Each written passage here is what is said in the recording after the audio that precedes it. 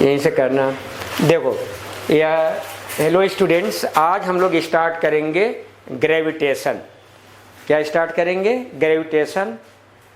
तो हम लोग स्टार्टिंग से दो चीज़ें देखेंगे, एक दो चीज़। बेसिकली चैप्टर का नाम है ग्रेविटेशन। नोट करते चलो जब तक बहुत लेंदी ना हो। चैप्टर का नाम हो गया ग्रेविटेशन। इसमें हम देखेंगे बेसिकली प्लैनेट जो सन के अराउंड में रिवॉल्व कर रहे हैं, तो उनकी फिजिक्स क्या है, कैसे रिवॉल्व करते हैं, कौन सा फोर्स उनके चारों तरफ घूमने के लिए क्या है, जिम्मेदार है। ये सब डिटेल में पढ़ेंगे हम लोग। जियो स्टेशनरी सैटेलाइट, जैसे कहीं भी वर्ल्ड में मैच होता है तो यहाँ पर हम क्या करते हैं, उसकी ब्रॉडकास्टिंग देख लेते हैं। कोई भी प्रोग्राम है उसकी ब्रॉडकास्टिंग देख लेते हैं। तो यह चैप्टर इस हिसाब से काफ़ी इम्पॉर्टेंट है कि कैसे डिफरेंट टाइप के प्लैनेट सन के अराउंड घूम रहे हैं, तो उनमें कौन सा फोर्स लग रहा है, टाइम पीरियड को कैसे कैलकुलेट करेंगे। इसको पढ़ने के पहले हमें दो टर्म में डिफरेंशिएट करना होगा। पहला एक टर्म है ग्रेविटी और दूसरा हमारा टर्म है ग्रेविटेशन। दूसरा टर्म क्या है? ग्रेविटेशन, जो चैप्टर का नाम है। इसको कर लें। अगेन हम लोग आते हैं केपलर लॉ पर। तो देखो ग्रेविटी है क्या।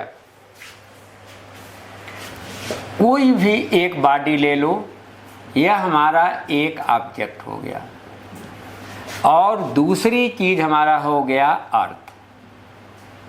यह दूसरी चीज हमारी बॉडी क्या हो गई?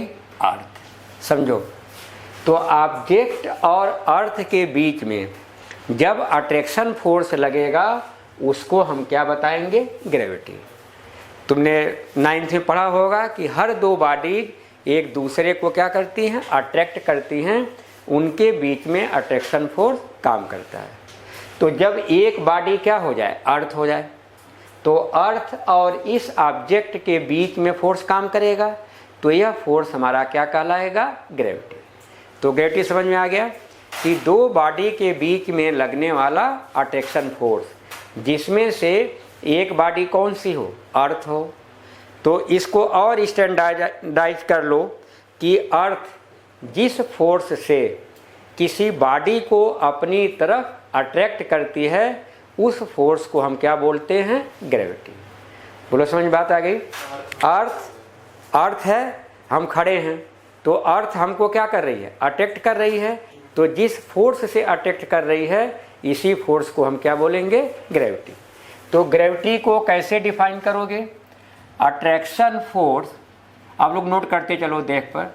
Attraction force applied by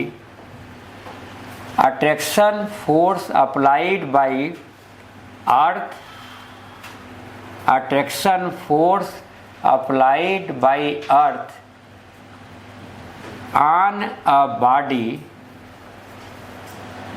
is known as gravity। इसी को हम उसका वेट बोलते हैं। जैसे हम यहाँ खड़े हैं, या मान लो यह बुक है, तो बुक को अर्थ अपनी तरफ अट्रैक्शन फोर्स लगाएगी, जिसके कारण नीचे की ओर गिरती है। तो अर्थ जिस फोर्स से किसी बॉडी को अपनी तरफ खींच रही है, वही फोर्स हमारा क्या कहलाएगा? ग्रेविटी। बोलो, ग्रेविटी क्लियर हुआ? अट्रैक्शन फोर्स किसके किसके बीच में? अर्थ और जो हमारा ऑब्जेक्ट है। तो ऑब्जेक्ट में कुछ भी हो सकता है, ठीक है। जैसे हम खड़े हैं तो हमारे ऊपर अर्थ क्या कर रही है? अट्रैक्शन फोर्स लगा रही है। तो इसी को हम क्या बोलेंगे? ग्रेविटी। बोलो, क्लियर है बेटा? शुभ, क्लियर हो गया ग्रेविटी? अर्थ होना जरूरी है? हाँ, अर्थ होना मस्ट है, इसी टाइम और कोई प्लेनेट नहीं। ग्रेविटी का मतलब अट्रैक्शन फोर्स। यह अर्थ हमारा, यह ऑब्जेक्ट तो बदलेगा, लेकिन अर्थ की जगह कोई मार्स, सन, मून आप नहीं ले सकते। किसको लेना है? अर्थ को। तो अर्थ किसी बॉडी को जिस फोर्स से अपनी तरफ अट्रैक्ट करेगी, उसी को हम क्या बताएंगे? ग्रेविटी। बोलो, ग्रेविटी क्लियर हुई? अब आ जाओ ग्रेविटेशन। अट्रैक्शन समझो, किसी भी दो बॉडी के बीच में लगने वाला अट्रैक्शन फोर्स, यह हमारा कहलाएगा ग्रेविटेशन। बोलो ठीक है। क्या सर तो हैं? कोई नहीं आया 12th वाला। नहीं आया, रिकॉर्ड हो रहा बेटा। सर हम शुरू कर लो। नहीं कॉल हो रहा, वो कम हो। नहीं है, इधर हमने किया है। मार्कर ले लो बेटा। तो बोलो क्लियर हुआ ग्रेविटेशन? क्या बताया? दो में डिफरेंस समझ में आया? यहाँ पर क्या था? अर्थ का होना जरूरी है। यहाँ पर क्या है? कोई बॉडी हो सकती है। तो अब यहाँ पर ऑब्जेक्ट 1 ले लो और यहाँ पर ऑब्जेक्ट क्या ले लो? 2। अब यहाँ कोई मैंने कंडीशन अप्लाई नहीं किया, यानी किसी भी दो बॉडी के बीच में लगने वाला अट्रैक्शन फोर्स हमारा क्या कहलाएगा? ग्रेविटेशन। जैसे मान लो, जैसे फॉर एग्जाम्पल ले लो इसको, यह हमने ले लिया बुक। बुक के पास हमारा रखा है टेबल। दो बॉडी हुई नहीं? तो इनके बीच जो लगने वाला फोर्स है इसको हम क्या बोलेंगे? ग्रेविटेशन। अब यह दोनों बॉडी कुछ भी हो सकती हैं। पहले वाले में क्या कंडीशन थी कि दूसरी बॉडी क्या होना चाहिए? अर्थ। यहाँ पर क्या है? कोई कंडीशन नहीं है। अर्थ भी हो सकती है, मून भी हो सकता है, मार भी हो सकता है। तो जब अर्थ ले लेते हैं तो ग्रेविटी बोल देते हैं, वही हमारा वेट कहलाता है। तो बोलो ग्रेविटेशन समझ में आ गया कि attraction force working between any two body. यहाँ क्या लिखोगे? एनी टू लिख लोगे, सेंटेंस लिखो। Attraction force working between any two bodies is known as gravitation। ठीक है।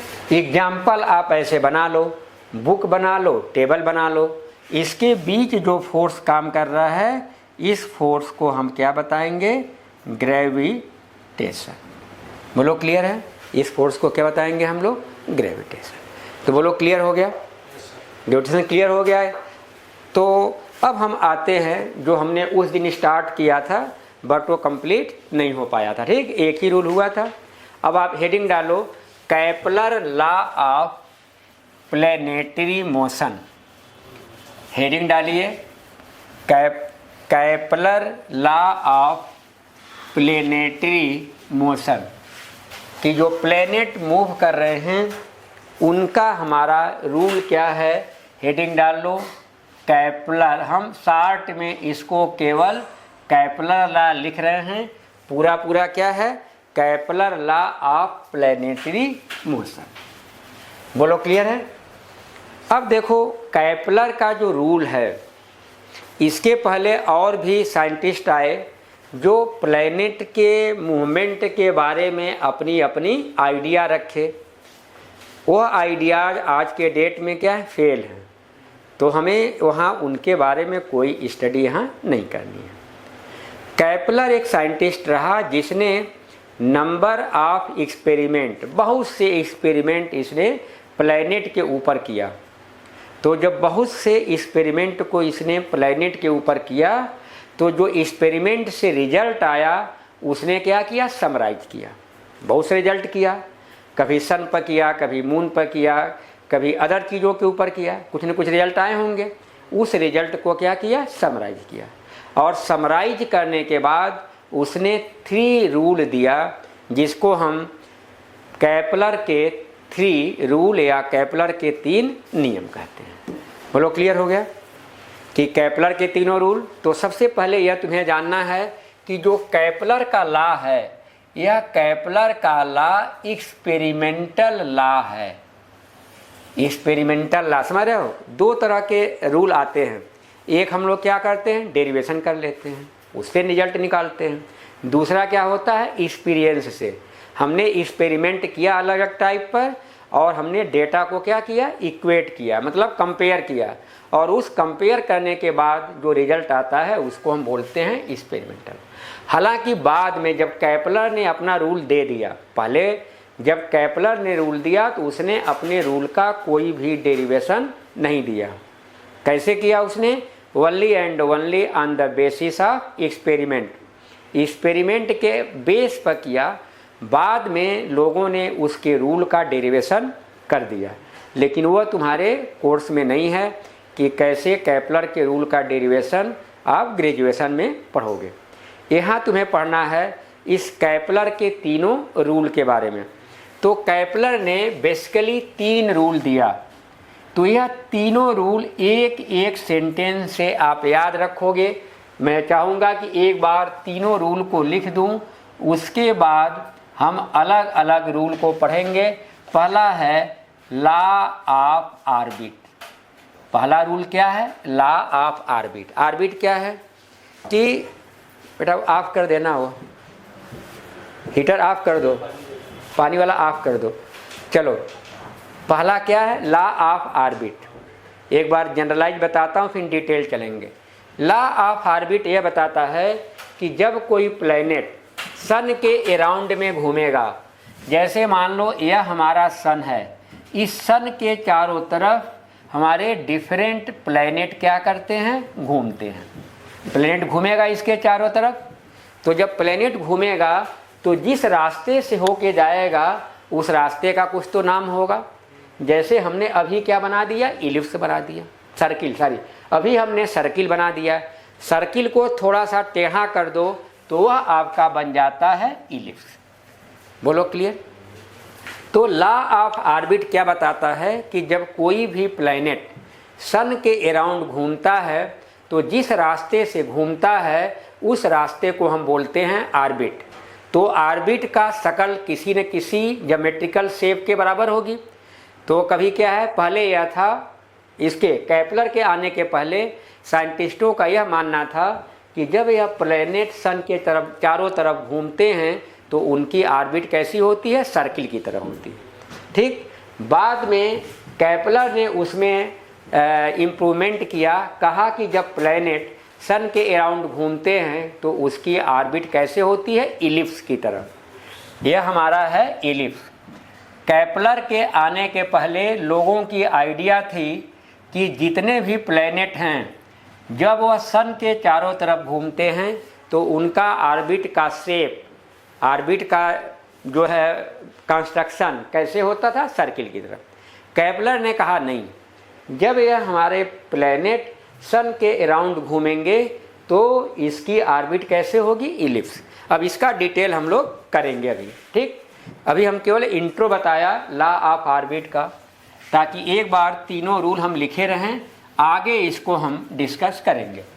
दूसरा क्या है? Law of area.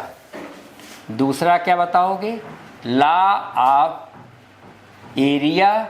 इसी को बताओगे एरियल वेलोसिटी या एरिया वेलोसिटी। यह भी इम्पॉर्टेंट है। लॉ ऑफ एरिया समझ रहे हो? Areal velocity. अब समझो एरियल वेलोसिटी या एरिया वेलोसिटी। एरिया वेलोसिटी तो पता है, पर यूनिट टाइम में कितनी डिस्टेंस कवर हो रही है, या डिस्प्लेसमेंट वेलोसिटी है तो डिस्प्लेसमेंट। एरिया वेलोसिटी का मतलब है कि जब प्लैनेट सन के चारों तरफ घूम रहा है तो 1 सेकंड में या पर सेकंड कितनी एरिया को कवर कर रहा है। ठीक है, अब एरिया कितनी कैसे कवर कर रहा हूँ डिटेल में अभी पढ़ेंगे। अभी इतने जानो, एरिया वेलोसिटी का मतलब पर सेकंड में कितनी एरिया वह कवर कर रहा है। कैसे कवर कर रहा है हम डिटेल में देखेंगे। तो पर सेकंड जितनी एरिया कवर कर रहा है उसको हम क्या बताएंगे? Area velocity. बोलो ठीक है। अब कैसे एरिया कवर होगी अब हम देखेंगे आगे। तीसरा इसका जो रूल था यह था law of period. Law of period. Law of period क्या था कि जैसे मान लो कि यह हमारा सन है, इसके चारों तरफ हमारे प्लैनेट क्या करेंगे? घूमेंगे। बोलो घूमेंगे। तो जब चारों तरफ प्लैनेट घूमेंगे तो उस सिचुएशंस में जब चारों तरफ घूमेगा, बेटा इधर सिंगल आइए, जब चारों तरफ घूमेगा तो एक राउंड घूमने में क्या होगा? टाइम लगेगा। बोलो टाइम लगेगा नहीं लगेगा? तो अब लॉ ऑफ पीरियड में केपलर ने बताया कि जब कोई प्लैनेट किसी सन के चारों तरफ घूमेगा तो एक राउंड में जो टाइम लगेगा वह टाइम की वैल्यू कैसे कैलकुलेट करेंगे। आ गया समझ में? तो इसका तीनों रूल का एक शॉर्ट फॉर्म समझ में आ गया, लॉ ऑफ ऑर्बिट। बेटा तुम नोट करते चलो, सुनते भी रहो। लॉ ऑफ ऑर्बिट में क्या बताता है कि जब कोई प्लेनेट सन के अराउंड में घूमेगा तो जिस रास्ते से होके जाएगा उसको क्या बोलेंगे? ऑर्बिट। तो ऑर्बिट का शेप हमारा कैसा होगा, यह हमारा लॉ ऑफ ऑर्बिट बताएगा। क्लियर? जैसे क्या बताया इसने कि जब कोई प्लेनेट सन के अराउंड घूमेगा तो उसका ऑर्बिट का शकल सूरत कैसी होगी? इलिप्स की तरह होगी। केपलर के पहले क्या लोग मानते थे कि ऑर्बिट की शकल सूरत कैसे होती है? सर्किल की तरह होती है। केपलर के पहले सर्किल की तरह, केपलर के टाइम में क्या बता दिया? आपका इलिप्स की तरह।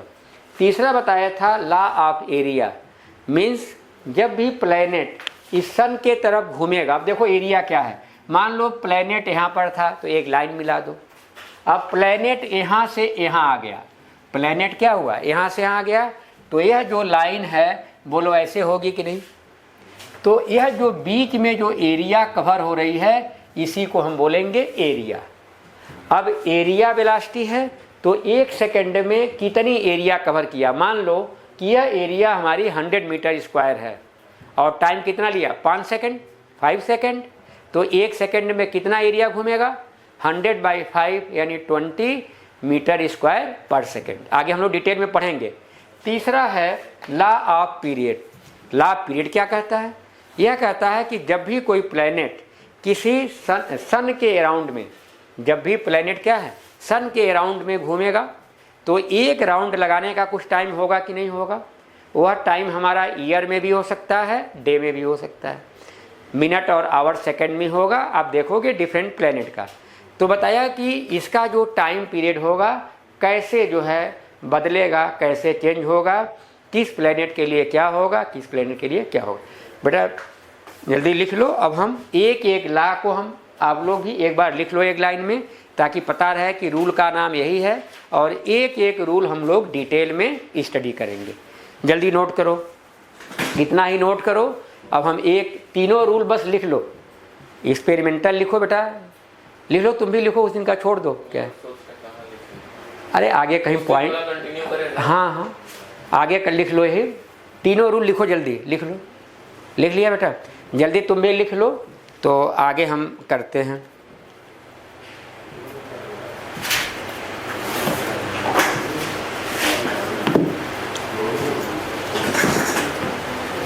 जल्दी नोट करो आप लोग। हो गए नोट? अब हम एक एक रूल के बारे में डिटेल डिस्कस करेंगे। पहला रूल क्या था बेटा? पहला क्या था? Law of orbit. अब पहला रूल डालिए, लॉ ऑफ ऑर्बिट।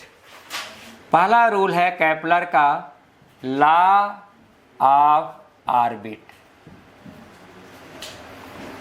ऑर्बिट सबको समझ में आ गया होगा। ऑर्बिट क्या है? प्लेनेट जिस रास्ते से होके जाता है उस रास्ते का नाम, ज्योमेट्रिकल शेप ही क्या है? हमारा ऑर्बिट है। अब केपलर ने क्या बताया कि जब कोई प्लेनेट सन के अराउंड चक्कर लगाएगा तो जिस रास्ते पर चक्कर लगाएगा, घूमेगा जिस रास्ते से होके, उस रास्ते का नाम हमारा क्या होगा? इलिप्स। बोलो क्लियर हुआ? यह जैसे सन यहाँ है, प्लेनेट इसके चारों तरफ चक्कर लगा रहा है, तो उस रास्ते का नाम यानी उस ऑर्बिट का नाम क्या है? इलिप्स।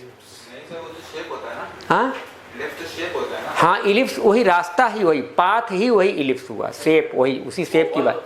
हाँ, ओवल इलिप्स ओवल शेप का होता है, लेकिन मैथमेटिक्स में नाम उसका इलिप्स है। बोलो के लिए वो समझाने के लिए बताता हूँ कि जैसे अंडा है, एग है, तो उसका जैसे शेप है या Oval shape.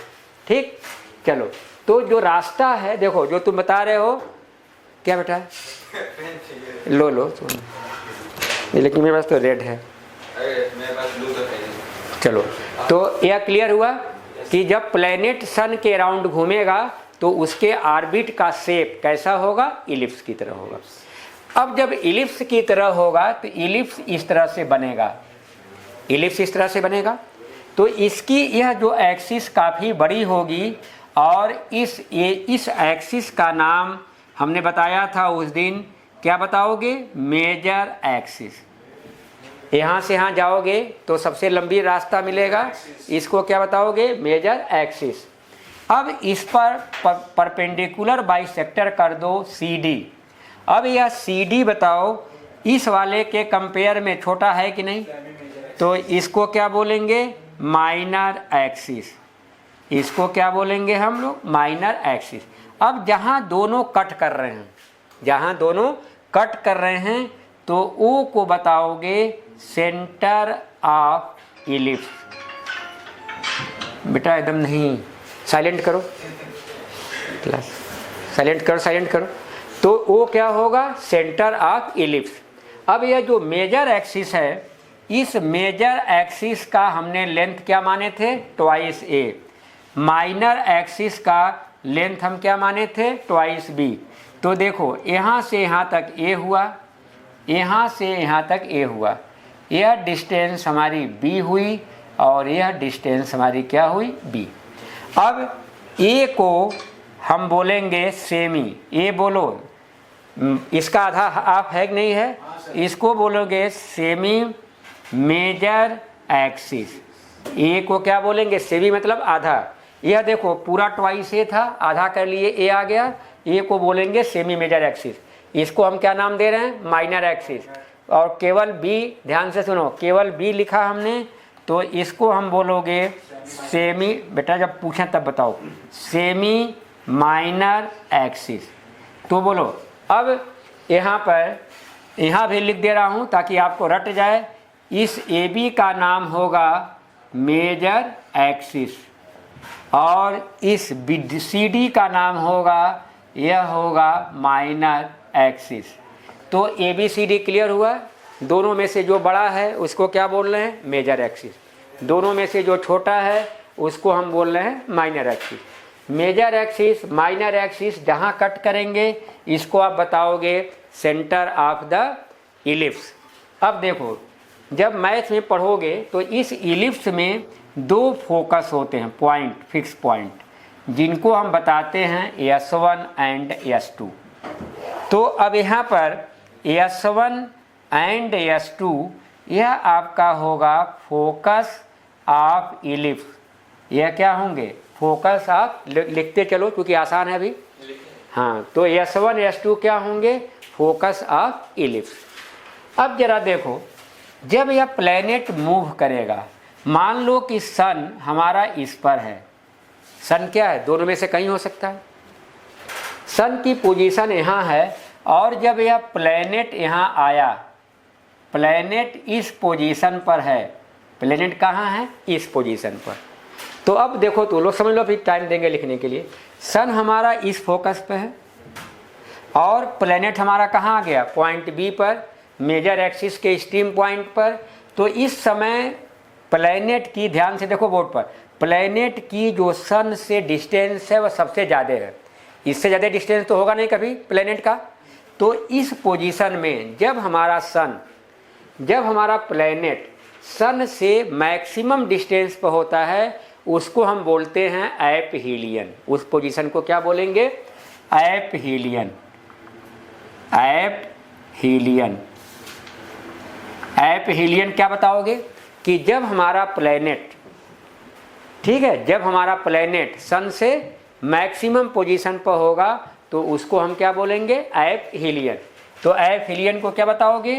Position, position when planet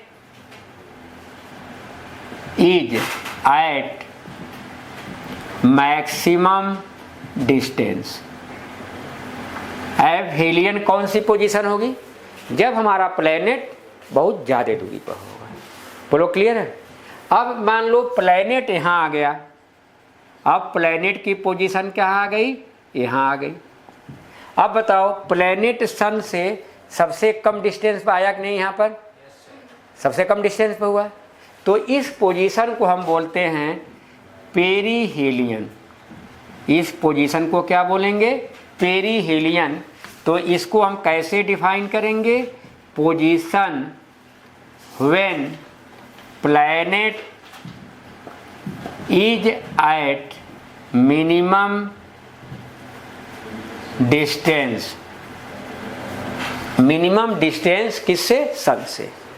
तो इतना शार्ट नोट कर लो, अभी हम स्टेटमेंट लिखवा देता हूं।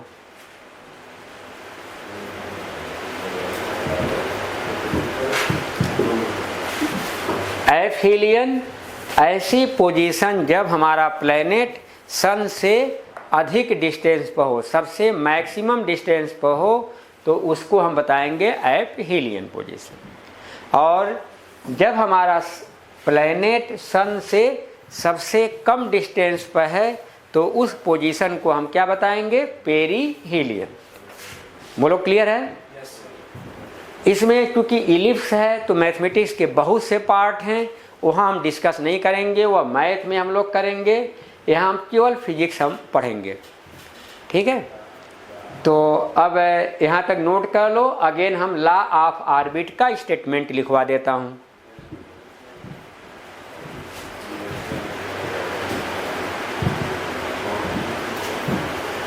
चले जाइए। तो हम यहाँ पर आपको स्टेटमेंट लिखवाता हूँ जो एग्जाम में आपको लिखना होगा। वह स्टेटमेंट लिखिएगा या फिगर बनाइएगा, इतनी चीज़ें लिख दोगे, पूरे मार्क्स तुम्हें मिल जाएंगे।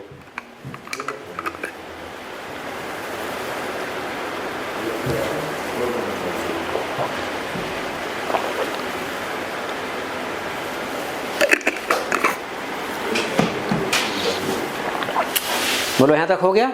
जल्दी बेटा करो। क्या दिखाई दे रहा है? सही है। Position when planet is at minimum distance. हाँ, मिनिमम पेरीहीलियन में, पेरी का मतलब नजदीक होता है। फ्रॉम सन नहीं होना चाहिए। हाँ, फ्रॉम सन नहीं होना चाहिए। तो है ही, फ्रॉम सन तो है ही, समझा तो ही रहा हूँ ना। आप चाहो तो लिख लो यहाँ फ्रॉम सन, वो मैं बोल रहा हूँ, समझा भी रहा हूँ, फ्रॉम सन। अब एग्जाम में आप उसको सन करके लिखेंगे। आप यही तो है, पूरी कहानी सन के ही इर्द गिर्द घूम रही है। अब इसका स्टेटमेंट लिख लो। When planet move around the sun, when planet move around the sun, then orbit of planet, then orbit of planet is an ellipse, and sun may be lie, sun may be lie, L-I-E, sun may be lie at any focus, at any focus of the ellipse, at any focus of the ellipse। बोलो clear हो गया कि सन ellipse के अंदर दो focus हमने लिखा नाम, S1 और S2। S1 और S2 हमारे फोकस है। सन किसी भी फोकस पर रह सकता है, ठीक। अब आप सेकेंड रूल डालो, law of area. Second rule डालिए, लॉ ऑफ एरिया, ब्रैकेट में कर लो एरियल वेलोसिटी, एरियल वेलोसिटी या एरिया वेलोसिटी। यह इम्पॉर्टेंट है, इस पर तुम्हें एमसीक्यू भी बनेगा। दूसरा रूल है हमारा लॉ ऑफ एरिया। अब लॉ ऑफ एरिया समझने के लिए आप इस फिगर को यहाँ बना लीजिए। फिगर बनाइए पहले। लॉ ऑफ एरिया के लिए इस फिगर को बनाइए। यह प्लैनेट यहाँ है, कुछ टाइम बाद हमारा प्लैनेट वहाँ चला गया, और जो प्लैनेट है इसकी सन से डिस्टेंस जो है वह आर लिया हमने। फिगर से ही पता चल जाएगा। प्लैनेट की सन से जो डिस्टेंस है वो हमने क्या लिया, आर लिया। हाँ देखो, आप लिखें v equal to velocity of planet. बोलो ठीक है। मान लो कि इस पोजीशन से, इस पोजीशन का नाम हमने ए दे दें और इस पोजीशन का नाम हम बी दे दें। ए से बी तक जाने में यदि हमारा टाइम टी लग रहा है तो यहाँ से यहाँ तक की जो डिस्टेंस होगी यह होगी v इंटू डेल्टा टी।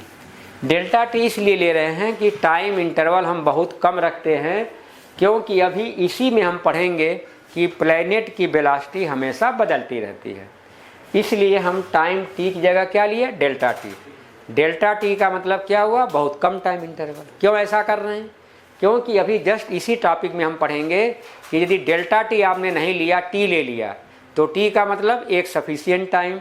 तो देखोगे कि जो हमने वेलोसिटी भी लिया है वह गलत हो जाएगी, भी से बढ़ के भी डैश हो जाएगी या भी डबल डैश हो जाएगी। बोलो आगे समझ बात।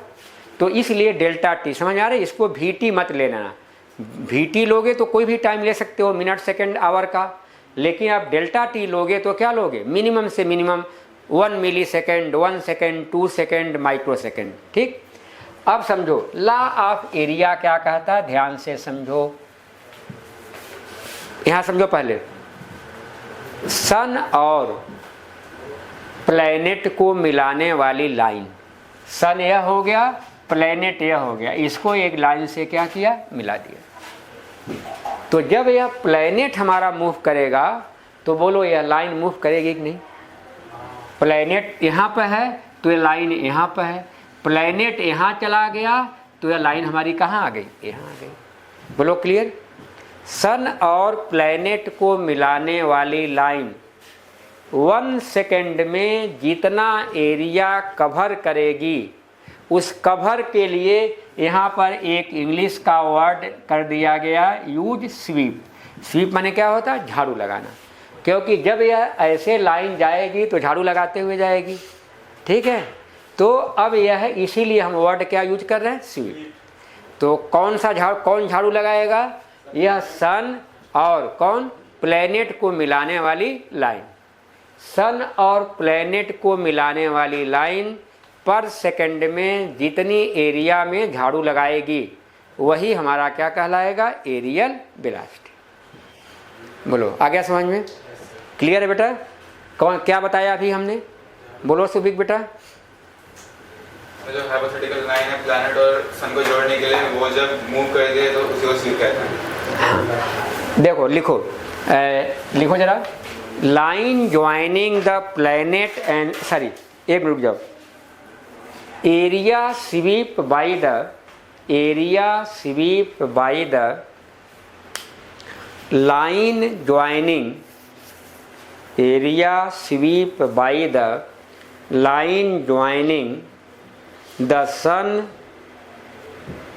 And planet, sun and planet in per unit time, in per unit time is known as areal या area, is known as areal लिख लो या एरिया लिख लो वेलोसिटी। बोलो क्लियर है। AREIAL है, एरिया लिख लो, IAL कर लो, या एरिया वेलोसिटी लिख लो। तो अब देखो यहाँ पर जो एरियल वेलोसिटी होगी, या एरिया मान लो कि A है, यह जो कवर हो रहा है एरिया, इस एरिया को हमने क्या मान लिया, A, एरिया कवर हुआ। तो अब बताओगे कि एरिया वेलोसिटी, एरिया वेलोसिटी हमारी होगी dA/dt। देखो इसीलिए मैं डिफरेंशियल का यूज कर रहा हूँ। सिंपली मैं यहाँ पर A/T भी लिख सकते थे, लेकिन मैं A/T नहीं लिख रहा हूँ। क्यों, क्योंकि जो टाइम इंटरवल क्या है, बहुत कम है। तो जब टाइम इंटरवल बहुत कम होगा तो एरिया की भी वैल्यू बहुत कम होगी। बोलो होगा नहीं होगा, सेकेंड और मिली सेकेंड। तो एरिया वेलोसिटी को क्या लिखोगे, dA/dt। यह जो एरिया वेलोसिटी अब कैसे कैलकुलेट करोगे, ध्यान दो। अब हम इस एरिया की बात करते हैं। तो इस एरिया वेलोसिटी आता है L/2m। यह क्या आएगा, L/2m। L को लिख लो एंगुलर मोमेंटम, मास तो पता ही है आपको, इस एल को हम क्या बोलते हैं? Angular momentum. Angular momentum of planet. Planet का जो एंगुलर मोमेंटम होगा उसको हम बताएंगे कैपिटल एल। एमसीक्यू में आपके 11th में, नीट में, जेईई मेंस में ये पूछा जाता है। ठीक है, तो यह क्या हो गया? एरिया वेलोसिटी की वैल्यू किसके बराबर हो गई? आपका L/2m के बराबर हो गई। बोलो क्लियर है? तो एक तो इसमें डिफिनीशन लिखना है, दूसरा यह आपको फार्मूला लिखना। अब आगे इसके कुछ बेसिक चीज़ों को देखते हैं जो आपके मस्ट है लिखना और कम्पटेटिव पॉइंट ऑफ व्यू से। यह जो लॉ ऑफ एरिया है, ध्यान से सुनो, लॉ ऑफ जो एरिया है यह कंजर्वेशन ऑफ एंगुलर मोमेंटम पर बेस्ड है। किस पर बेस्ड है? क्या बताया मैंने? Conservation of angular momentum. Angular momentum rotational motion में है। एंगुलर मोमेंटम का जो फार्मूला होता है यह एल से दिखाते हैं, यह होता है mvr। एंगुलर मोमेंटम यह हमारा क्या है? एंगुलर मोमेंटम है। और एंगुलर मोमेंटम का फार्मूला आप रोटेशनल मोशन में पढ़ेंगे। इसका फार्मूला क्या होता है? mvr। सब चीज़ें क्लियर हैं? m क्या है? मास। v क्या लग रहा है? वेलोसिटी। और r जो है रेडियस, जो सर्किल का हिस्सा बनेगा या इलिप्स का पार्ट। तो एक तो आपको जानना है कि यह जो लॉ ऑफ एरिया है यह कौन से रूल पर बेस्ड है? Conservation of angular momentum. बोलो क्लियर है? तो अब इसके बाद इसी में ऐड करते जाओ कि this law is based, this law is based on conservation of angular momentum. Conservation of angular momentum, यह रूल हमारा कंजर्वेशन ऑफ एंगुलर मोमेंटम के ऊपर बेस्ड है। बोलो क्लियर? यह रूल किस पर बेस्ड है? कंजर्वेशन ऑफ एंगुलर मोमेंटम पर बेस्ड है। अब देखो, हमने यह लिखा था कंजर्वेशन का मतलब जब भी प्लैनेट सन के अराउंड में घूमेगा तो उसका एंगुलर मोमेंटम फिक्स होगा। जैसे मान लो घूम रहा है प्लैनेट, उसका इनिशियल एंगुलर मोमेंटम सपोज करो 500 है, तो कहीं भी जाएगा इस पूरे जर्नी के दौरान उसका एंगुलर मोमेंटम आपका 500 ही रहेगा। न तो 500 से ज़्यादा होगा और न तो 500 से कम होगा। अब देखो, कंजर्वेशन ऑफ एंगुलर मोमेंटम पर बेस्ड है, मीन्स एंगुलर मोमेंटम की वैल्यू क्या होगी? हमेशा कांस्टेंट रहेगी। 100 है तो 100, 200 है तो 200, 300 है तो 300। अब इसका रिजल्ट क्या आएगा? एंगुलर मोमेंटम यही है, इसकी वैल्यू क्या होगी? कांस्टेंट। तो अब हम लिखेंगे mvr इक्वल टू कांस्टेंट। बताओ, प्लैनेट का मास तो कांस्टेंट रहेगा, तो अब मास से इधर डिवाइड करो तो v into R equal to क्या हुआ? कांस्टेंट। बोलो हुआ कि नहीं? मास कांस्टेंट है, यह कांस्टेंट है मास जो भी kg है। तो अब क्या हुआ? कांस्टेंट में मास से डिवाइड करोगे तो क्या आएगा? कांस्टेंट ही आएगा, वैल्यू बदलेगी। तो वी आर बराबर क्या हुआ? क्या हुआ बेटा? नहीं, पापा को बता दिया करो आगे से, ठीक है, बता दिया करो। v into R constant. अब इसका कंक्लूजन क्या होगा? v प्रोपोर्शनल टू 1/r, या कहोगे velocity v is inversely proportional to r। ठीक, इन्वर्सली लगा दिया तो अपने आप आ गया। अब इसका मतलब क्या हुआ? इसका मतलब हुआ r क्या? डिस्टेंस। इसका मतलब हुआ कि जब प्लैनेट सन के नज़दीक आएगा तो r की वैल्यू क्या होगी? कम होगी। अब जब सन के नज़दीक प्लेनेट आ रहा है तो उस पोजीशन को हम क्या नाम दिए थे? अब बताओ। जब प्लेनेट सन के पास आया था तो उस पोजीशन का नाम क्या दिया था? पेरिहीलियन। गुड।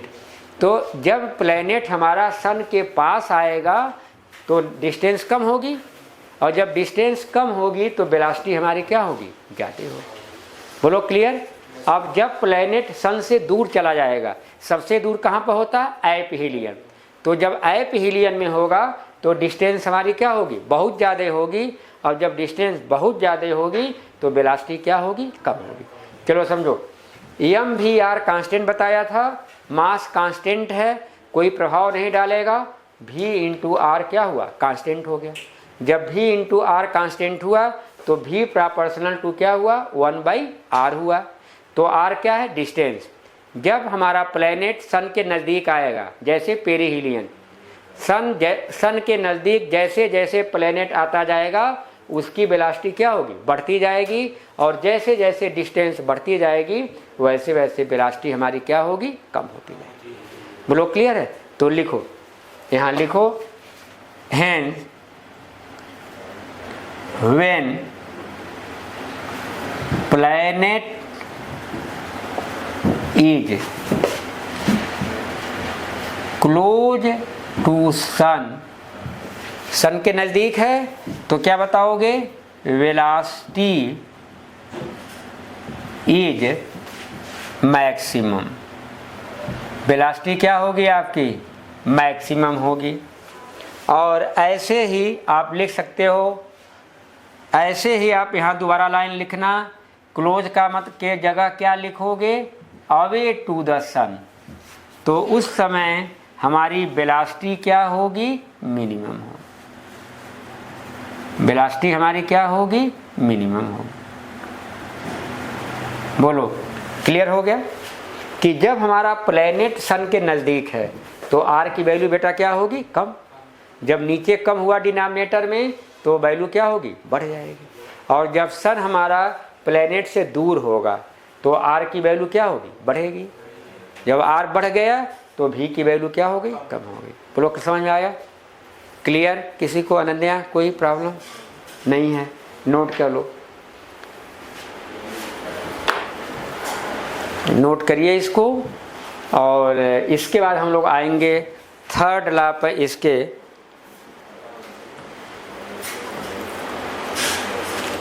सर लेकिन इक्वल्स टू हटा के जब प्रोपोर्शनल डालते हैं तो कोई कांस्टेंट ऐड करते हैं? नहीं बेटा, यह कांस्टेंट तो है, यह कांस्टेंट यहाँ है ना।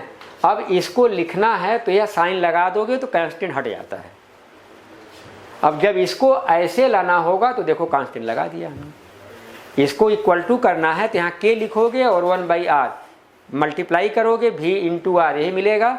राइट साइड में क्या मिलेगा? कांस्टेंट के। ठीक, चलो अब आप जल्दी नोट करो, हो गए होंगे। अब आप लिखेंगे लास्ट जो है, तीसरा है लॉ ऑफ पीरियड। तीसरा क्या है आपका? Law of period. यहाँ तक हमारी समझ से हो गए होंगे। चलो नीचे वाला, चलो तीसरा रूल इसका है लॉ ऑफ पीरियड।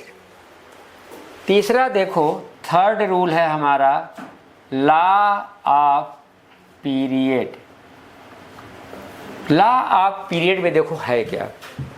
पीरियड बता दिया ना, क्या बताया था कि जब हमारा प्लैनेट सन के चारों तरफ चक्कर लगा रहा है तो एक चक्कर लगाने का जो टाइम है वही टाइम हमारा क्या कहलाएगा? पीरियड।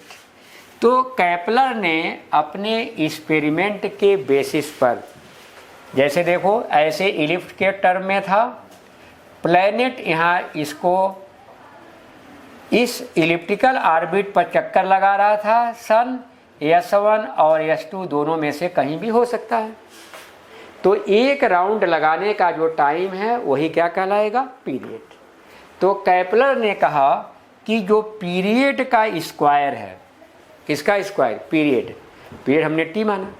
पीरियड का जो स्क्वायर हुआ वह बताया कि सन और प्लैनेट के बीच की जो एवरेज डिस्टेंस है आर को उसने क्या बताया? Average distance between planet and sun. जैसे प्लैनेट मान लो यहाँ पर है तो इसको ऐसे मिलाओगे, यही आर हो गया। प्लैनेट यहाँ पर है तो इसको मिलाओगे तो आर हो गया। प्लैनेट यहाँ पर है, प्लैनेट यहाँ पर है, इसको मिलाओगे तो यह आर हुआ। तो आर समझ में आ गया। सन किस फोकस पर है, कहीं कहीं तो रहेगा दोनों में से, और प्लैनेट मूव कर ही रहा है, तो प्लैनेट को आपने किससे मिला दिया, सन की पोजीशन से। यह हो गई आपकी एवरेज डिस्टेंस। इतना नोट कर लो तो स्टेटमेंट लिखवा देता हूँ।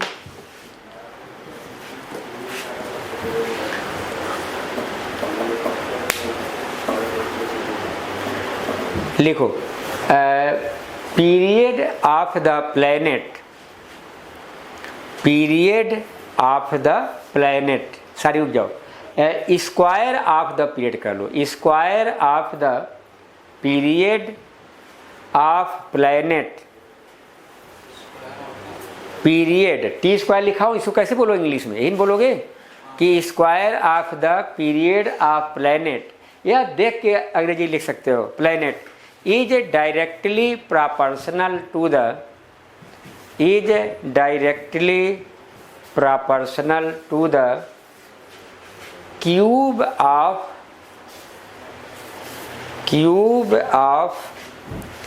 average distance, cube of average distance between the sun and planet, between the sun and planet. अब यहाँ लिख सकते हो for two position of planet. हमने प्लैनेट की दो पोजीशन ले लिया तो डिस्टेंस भी बदलेगा और टाइम भी बदलेगा। तो अब यह कर लो कि T1 square by T2 square equal to R1 by R2 का क्यूब। बोलो समझ में आ गया। टी स्क्वायर बराबर क्या है, प्रोपोर्शनल आर क्यूब के। तो अब रेशियो ले रहे हैं तो कांस्टेंट क्या होगा, कैंसल। तो T1 square upon T2 square upon equal to क्या हो गया, R1 बाई R2 का क्यूब। तो आज हम लोगों ने पूरा डिटेल में कैपलर लॉ के बारे में स्टडी कर ली। और क्या स्टडी किया, ग्रेविटेशन और ग्रेविटी में डिफरेंस क्या है। ठीक है, नेक्स्ट क्लास में हम इसमें न्यूमेरिकल करेंगे और उसके बाद हम करेंगे Newton's law of gravitation. Reference book शायद तुम्हारे पास है इन चारों में से। तो ये देखना कि चैप्टर के लास्ट में, बेटा बंद कर दो इसको, ये बंद कर दो, ये तुम्हें बोलना। तो अब